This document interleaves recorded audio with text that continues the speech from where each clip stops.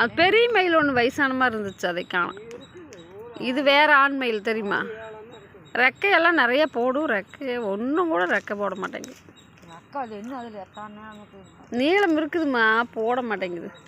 இப்போ போடாது, கார்த்திகை மாதம் தான். கார்த்திகை மாதம் பழுச்சுன்னு மொட்டையாயிரும். ஆமாம், மொட்டையாயிரும். அப்போ கார்த்திகை மாதம் தான் மயில் ரெக்கை போடுமாமா மக்களே.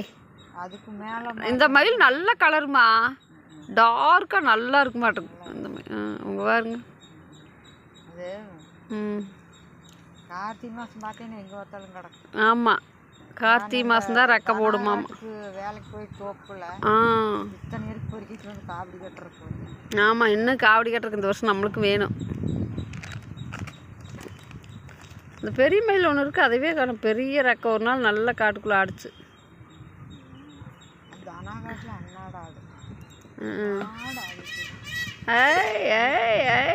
விரிக்க மாட்டேங்குதுமா ரெக்கையே. அட விரிச்சிட்டாமா, இங்கே பாருங்க. அடா பார்த்துக்கோங்க தங்கங்களா. இது என்ன தெரியுது பாருங்க. அது ஏமா எத்தனை இது காலத்துக்கு பிடிச்சிருக்கு. இது பாருங்க. அடாடாடாடாடா மலை மேகம் திரும்பிடுச்சு. அதை இந்த மாதிரி வெயிலுக்கு தோகை விரிக்கிறது.